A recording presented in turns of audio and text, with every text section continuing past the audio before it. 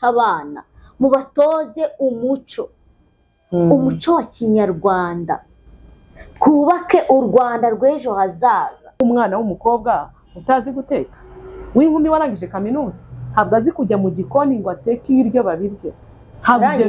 Yarangije kaminuza nuko ababyeyi turi kurera abana bacu.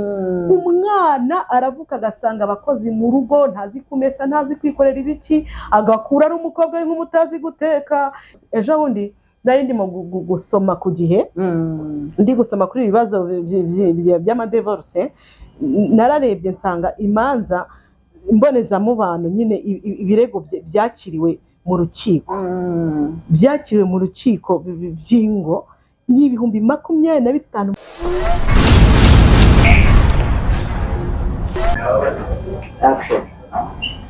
Reka tubasuhuze inshuti za Rifa TV Show aho muherereye hose mu mpande enye z'isi.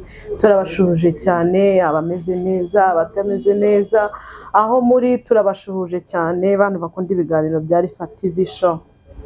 Rero turi hano ndi kumwe n'umudamu mwiza, nanjye kuvuga ngo ni umukobwa, n'ubundi asa nk'abakobwa ariko ni umudamu gukiri mushyashya ukiri umugeni.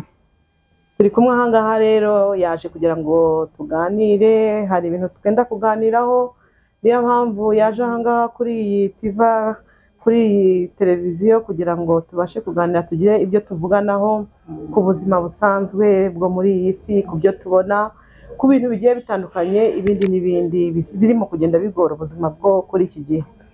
Yaje rero kugira ngo tuze tuganire, nawe ndashaka kumwakira, muhe ikaze. Ahangaha ni iwabo, ni ahantu aza buri gihe rwose ahisanzuyeho, ariko reka nkwakire Betty. Murakoze cyane. Amahoro. Amahoro y'Imana. Umeze ute? Meze neza. Uraho? Ndaho ndakomeye. Imana ishimwe. Rero impamvu turi ahangaha ni kugira ngo tuganirize abanyarwanda ibibazo tumaze iminsi tubona bitugoye. Abantu bari bwumve kuri iki kiganiro, muduhe komenti rwose, mutubwire uko mumeze, uko mwumva ibintu byo muri iyi minsi by'ingo, cyane cyane tugiye kuvuga ku kibazo cya divorce. Ikibazo cya divorce kiri kuvuza ubuhuha. Yewe maze igihe mbireba, mbyitegereza, nkabireba, nkasanga uyu munsi twashingiye umwana, ejo twaye twumva mu kwezi gutanga urugo rwasenyutse, ejo mu mwaka utaha twaye twumva ngo urugo rwasenyutse. Rero ababyeyi niyo mpamvu muri minsi kenshi dufite impungenge ikomeye cyane. Nawe urumva ko uri umubyeyi, niyo mpamvu turi kugira ngo tuganirire abakunzi bacu batwumva, abantu muri bugire ikintu mwumva kuri iki kiganiro bikagira icyo bigukora ku mutima, ukumva waduha inama, ukumva wagira ikintu dusangiza, watera agakomenti ukatubwira. Rero dufite ikibazo cyo muri iyi minsi ku ngo ziri guhana amadivorce, ziri gutandukana. Ese Betty, wowe uri kwibona gute koko witegereje ukareba? Nanjye ndabona nyine ari ikibazo giteje impagarara. Nubwo wenda urugo ntararutindamo cyane, ariko iminsi maze nanjye ndareba. Ndabona kuko muri iyi minsi urabona divorce ziriho, urabona ziteje ikibazo cyane. Ikibazo hari ukubera iki? Nimba ari iterambere riza rikaza rigahindura n'ibintu byose, ntabwo twamenya ikibazo kiri mu ngo mu by'ukuri ukuntu bimeze. Aho umuntu akora ubukwe ataranamara n'umwaka, kumva ngo divorce yabaye. Ni ikibazo gikomeye cyane. Ariko nyine abantu bagiye kudukurikirana, bari kudukurikirana hirya no hino, batere komenti batubwire. Ngewe ikintu ndi kubona muri iyi minsi, ubundi kera twebwe kera twubaka ingo. Ngewe ndi mukuru, maze igihe mu rugo, ngiye kumaramo imyaka 20. Urumva rero imyaka 20 ngiye kumara mu rugo ni imyaka myinshi. Mfite n'abana bakuru, bamwe bagiye kurangiza amasegonderi, mfite n'abandi bakiri batoya. Urumva ko ni urugamba rutoroshye turimo. Ariko twebwe mu bihe byacu duteretana, turi guteretana, umusore yazaga kugutereta, ukabanza ukareba uwo musore mu by'ukuri niba afite indangagaciro, indangagaciro z'uko yavamo umupapa. Nicyo kintu wabanje kureba, ukabanza kureba se uriya muntu afite indangagaciro, afite discipline, ashaka kuvamo umupapa mwiza wakubaka urugo tukazabyarana abana, mukagira ejo heza cyangwa ejo hazaza akazaba heza. Icyo ni ikintu cya mbere twabanzaga kureba. Icya mbere ukabanza kureba ko umugabo azi gukora.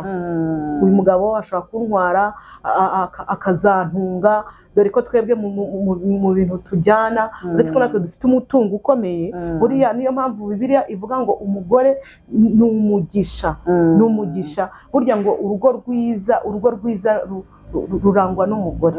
Umugore ubundi yarabyukaga kare mu gitondo akazinduka akabanza akamenya muba mu rugo rwe. Ubwo rero ngenda avuga ba kera ukuntu twebwe twabaga tureba umugabo yarazaga akagutereta ukabanza ukamureba uko ameze, niba afite indangagaciro, afite discipline. Ibintu byo kugira ngo tujye ku mitungo ntabwo twebwe twabikontagaho cyane. Ntabwo twabikontagaho cyane. Ntabwo guriya ngo afite imodoka ngo afite inzu, oya. Ahubwo ikintu wanza kureba wavuga ati afite akazi ashobora gukora. Ubu rero umusore ufite imbaraga wakora akazatunga urugo. Ubu rero n'ubundi umugabo ufite imbaraga, ufite ububasha, ufite ubushobozi bwo gukora abasha gutunga urugo. Si ukuvuga ngo yarize ngo nangwa ngo ntiyize.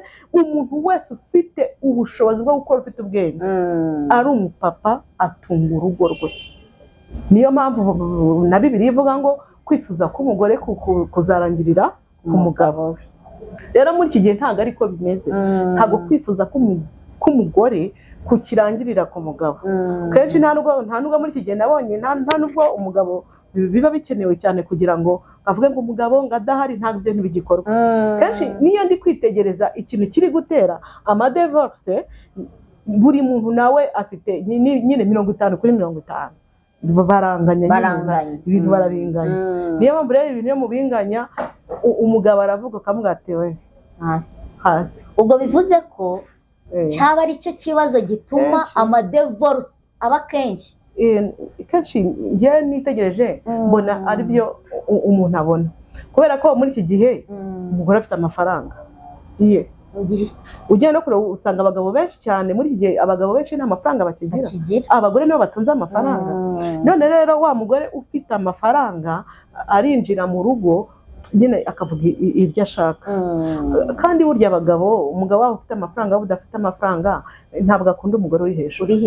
Ube uri minisitiri, buriya na minisitiri w'abagore n'abadepite n'abantu bose mu nzego bakomeye, iyo bageze mu rugo ntabwo umenya ko ari abayobozi. Baba baca bugufi bakajya hasi bakubaha abatware babo. Rero ibintu mbona bikomeye muri iyi minsi ni abagore baba bafite ku mafaranga nyine bakaba bari hejuru mu kirere. Nari ndi gutekereza no ku bagore basigaye bajya mu kabari. Sinzi nawe n'ibyo bintu bireba ukabibona. Umugore akajya mu kabari agatumiza hariya icyo kunywa, niba ari byeri agakoresha brochette nangwa agakoresha inkoko, kamemu ukabona nta kibazo. Oya, okay, ntabwo twavuga ngo nshuti bakunzi bari fatiye. Ibi bintu ntimushobora kubyumva, mutubwire ese nibyo birakwiriye ko umugore agenda hariya mu kabari akokesha inkoko, agatereka byeri hariya akanywa, agataha ubona nyine kageza saa saba ari umuntu w'umubyeyi ufite inshingano z'urugo. Rega nubwo umuntu aba afite akandi kazi, ariko n'inshingano z'urugo ziba zireba umugore. Abana baba bagukeneye. Gusa nimba nkuko wari ubivuze, umuntu w'umubyeyi ashobora kugeza saa sita ari mu kabari, saa munani ari mu kabari, ese abana bawe uzabaha uburere gute? Umugabo wawe se we uzamwitaho ryari? Uvuze kuri icyo kintu cy'abantu b'abadamu bajya mu kabari bakicara. Nibuka ahantu hamwe twari turi mu kirori, mbona umuntu w'umubyeyi rwose wiyubashye pe, mwiza, ubona ari umusirimu, duhura yasinze. Ko icyo kirori nyine twe twagiyemo twatashye dutinze kuko twari umuryango nyine. Mubyeyi ubona ari kugenda yivugisha, ava agasubira inyuma. Numva birambabaje nyine. Hano umuntu w'umubyeyi ukuze ubona ko rwose aranakurutaho, afite abana bakuru, nk'umubyeyi yasinze ari kugenda yambara ubusa, ukabona se nagera mu rugo abana be bari bumurebe bo bazakura hehe ikinyabupfura? Ese ingo zabo bo bazaziyobora gute nimba icyitegererezo nk'umubyeyi wabo ari gukora ibyo bintu? Abana se bo nibagera mu rwabo bizagenda gute? Nyine ukabona biteje ikibazo.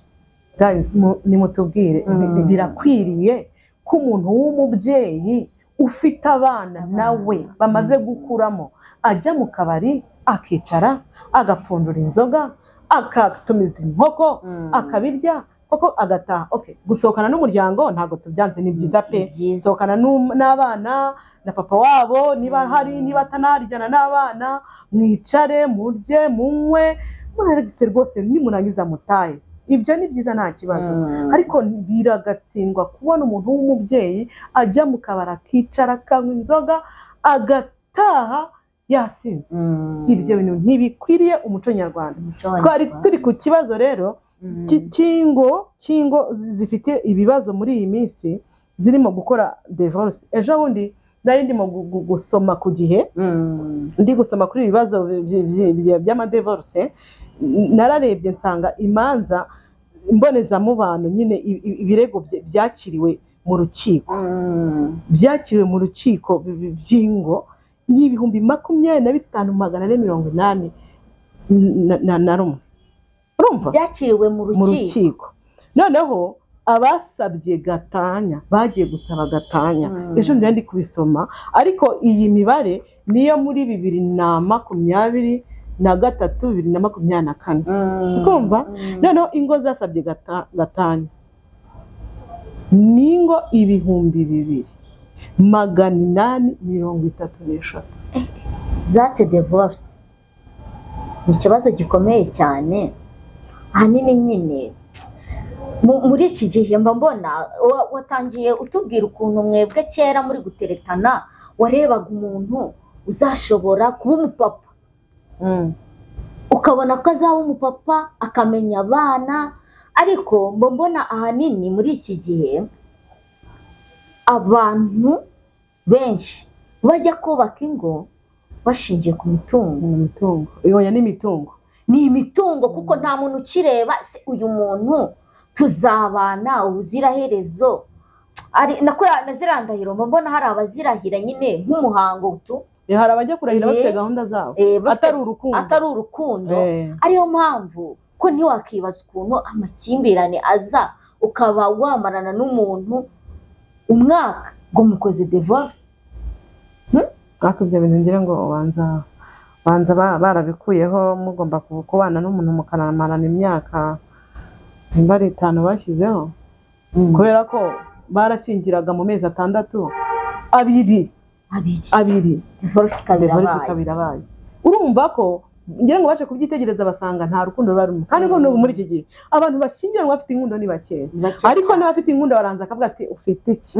Nyine tugeze mu isi pe yihuta irimo kutugora. Ejo nibyo turimo kuvugaho ku by'abana bo muri iki gihe barimo kunanira ababyeyi bananiranye, ariko tugasanga hari n'ababyeyi nabo bafite ikindi kibazo. Ubu rero tugeze kuri iki kibazo cy'ingo zubakwa muri iyi minsi. Urasanga n'ukuntu twebwe turera abana bacu. Mweje bundi nahoze ndimo kureba agafilme kamwe k'umwana w'umukobwa utazi guteka, w'inkumi warangije kaminuza, ntabwo azi kujya mu gikoni ngo ateke ibiryo babirye. Yarangije kaminuza. Nuko ababyeyi turi kurera abana bacu, umwana aravuka agasanga abakozi mu rugo, ntazi kumesa, ntazi kwikorera ibiki, agakura ari umukobwa w'umutazi guteka, yagera mu rugo rwiwe bamugati teka, umukozi yagiye atereka da chere ntago turi buteke. Ibyo ni turabyujuje, ntago turi buteke gute? Cyo ntago nzi guteka. Umukobwa w'inkumi, ari umukobwa w'inkumi urangije kaminuza, none se uri kwitegura gushinga urugo. Barajya gushinga ingo nta kazi bazi, kuko nta muntu wakabatoje. Ntago abana bacu tubatoza akazi ngo bamenye gukora iki. Umwana akure azi kwimesera, azi utuntu twazi kudutunganya neza. Umukobwa namara kugera segonderi, naza muri vacances agira imirimo akora mu rugo, n'ukujya muri televiziyo akicara akareba televiziyo. Ikibazo dufite muri iyi minsi natwe rero, ntago sinzi ukuntu turi bikosore ariko biradukomereye cyane. Amadevaxe ni menshi, abana barimo gukurira mu miryango batabitayeho, abana bagakura ari terera iyo ngiyo, nyine umwana nawe agakura areba umugabo ufite amafaranga. Babyeyi, ikintu dushaka kubabwira, turashaka kubabwira ko umubyeyi arabyuka kare akabanza akamenya abo mu rugo rwe. Niko na Bibiliya itubwira.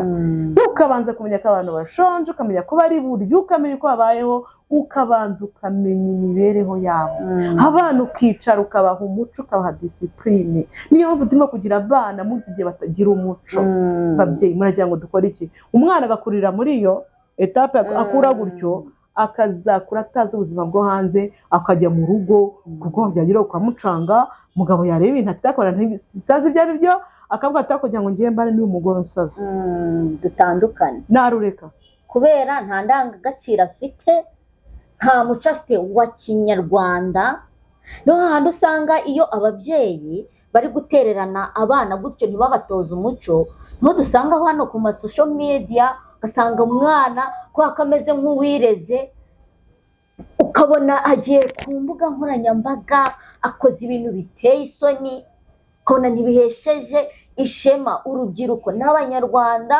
Nawe mubyeyi kandi ntabwo biguhesheje ishema nimba umwana wawe agiye ku social media ukabona yambaye ubusa, ukabona ari kuvuga ibintu mbese bidahesheje agaciro.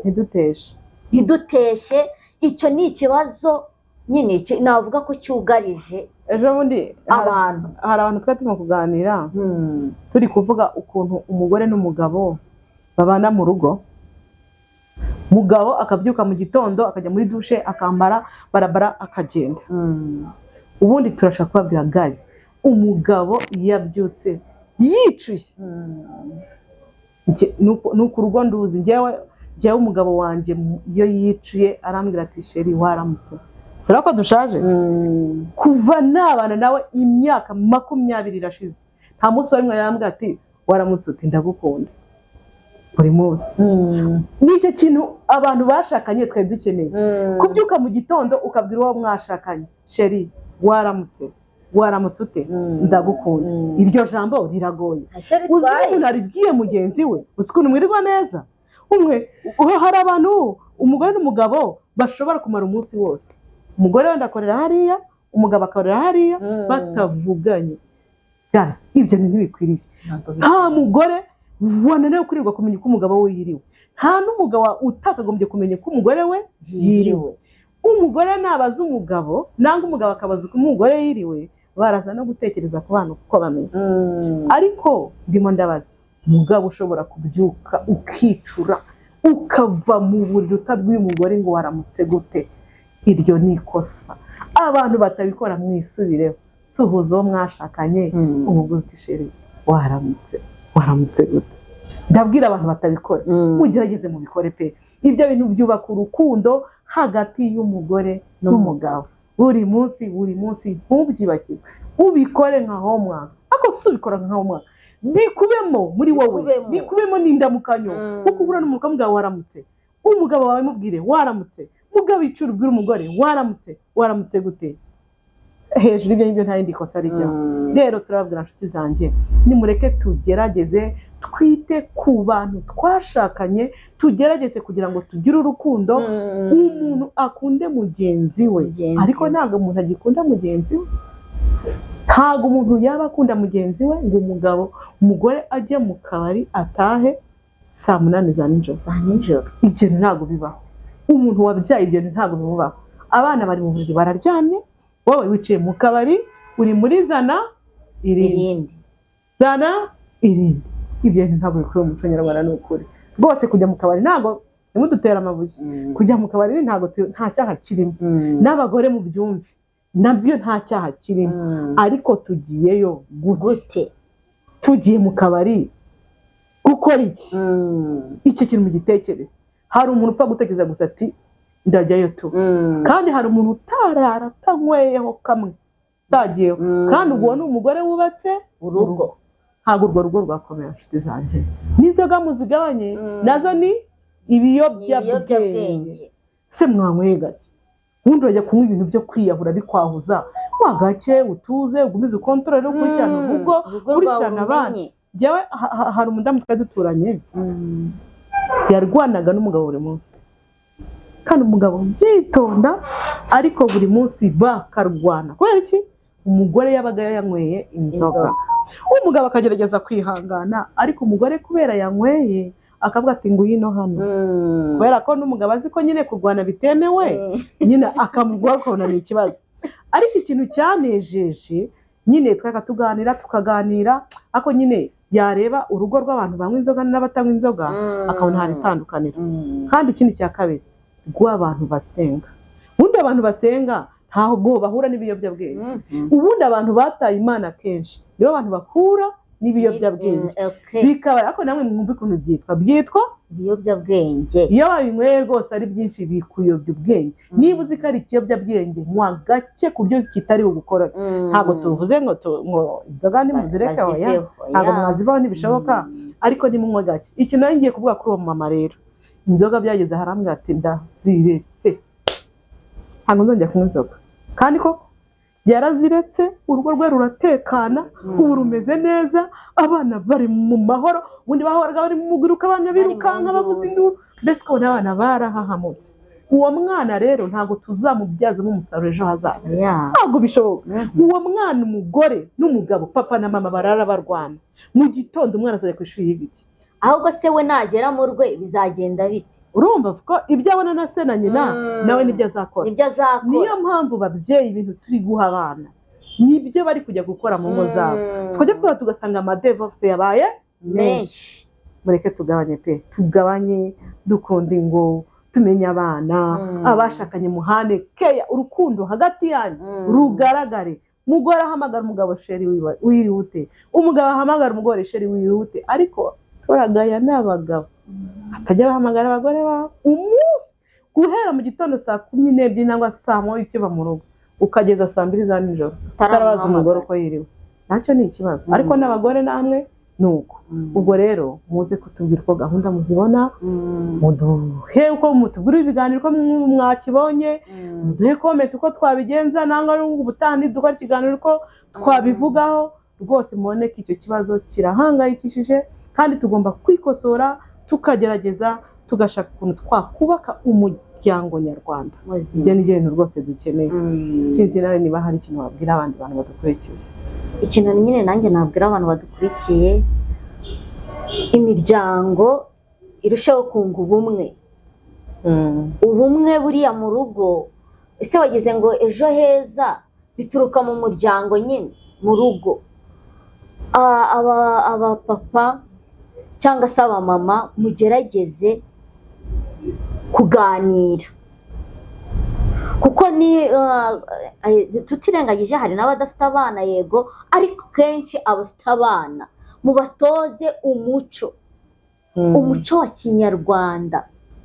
Twubake u Rwanda rw'ejo hazaza, kuko ababyeyi nibo babigiramo uruhare kugira ngo abana bagire ejo heza, tugire umuryango mwiza. Kuko umwana uri uzarebe nk'umwana agiye gukora mu mbabura ntumubuze arashya. Iyo agiye gukora muri purize afite amazi ntumubuze umuriro uramufata, kubera ko babimubujije rero ntabwo azabyongera. Umwana rero, abana nimubaha uburere bwiza bazakura nabo bafite ejo heza, bafite kirazira muri bo, bafite ibintu baziririza. Umwana wahaye umuco ntabwo azafata umwanya ngo ajye kwambara ubusa kuri izi mbuga nkoranyambaga tubona, ajya kuvuga ibintu bidahesheje agaciro, ajya kwirirwa higana n'ubuyobozi. Kuki wavuze ibi bidakwiye? Hoya, wowe mubyeyi ni inshingano yawe guha umwana uburere kugira ngo abe muri sosiyete nyarwanda afite umuco, afite ikinyabupfura. Rero nyine ibyo twababwira ni byinshi, ariko ababyeyi icyo twababwira ni icyo cyo kugira ngo umuryango mujye mugira igihe cyo kuganiriza abana, turebe wenda ko n'aya madevoruse ya hato na hato yazacika, kuko umwana nimba agera mu rugo afite ukuntu wamureze, afite ibintu mu mutwe wiwe, ugasanga wa wundi bagiye kubana ntibashobokanye hashingiwe n'uburere afite cyangwa yakuranye. Rero ni ukugerageza mugatoza abana umuco wa kinyarwanda, abakobwa mukabigisha ukuntu umukobwa yitwara mu rugo, abasore nabo mukabaganiriza. Iyo ushatse buriya ufashe ni icyemezo cyiza kandi n'inshingano. Ntabwo gushaka nyine hariho umuntu ushaka yamara kubona yagejeje umudamu we mu rugo agahita abona hari abamurenze, ugasanga ugiye kumuteza umutima uhagaze kubera abana mbona abana batoya hanze aha ngaha bakurenze wowe barahari. Umuntu akabwira umugabo ati umugore we ati wowe hari abana hanze aha ngaha we beza kandi bafite no mu mutwe, kandi wirengagije ko wagiye kumuzana warabonaga ko afite aho hehe mu mutwe, ariko wamara kumugeza mu rugo bitewe n'ukuntu nyine n'ubwo burere wabubonye n'uwo muco ukabona yuko nyine nta kintu avuze. Rero mugerageze mubane neza mu mahoro, twubake umuryango muzima, tuba icyitegererezo cyiza nk'abanyarwanda. Ibyo uvuze abana beza bavuka buri munsi, kandi n'abagore beza nabo baba bahari.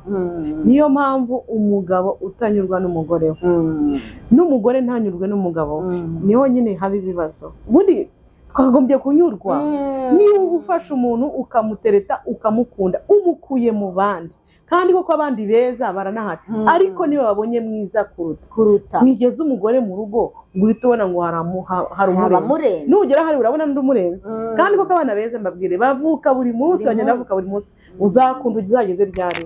Hitamo, niko guhitamo ukamesa kamwe, ukamesa kamwe, nibwo tuzagira umuco nyarwanda, nibwo tuzagira umuryango mwiza, nibwo abantu rwose bazagira amahoro n'umutekano usesuye. Rero inshuti za Rifa TV show, bantu badukurikiye, inshuti zacu, iki kiganiro rwose birimo kucyumva uko kimeze, biragoye cyane, ariko n'inama ziba zihari, n'inyunganizi mwatubwira, nuko tuba tubitegeza kugira ngo turebe ko umuryango nyarwanda wakubakiga rwose. Ibintu by'abana bajya ku mbuga nkoranyambaga tugasanga tushaka no kubigabanya kubera ko umuryango watekanye wabaye muzima. Mugende mujye ku kiganiro cyacu, mukore subscribe, muduhe comment, mbese mukore na share kugira ngo iki kiganiro mushe kugisangiza abantu. Inshuti turabakunda cyane, karagaciyeho. Amahoro y'Imana nabane namwe. Ciao ciao. Murakoze.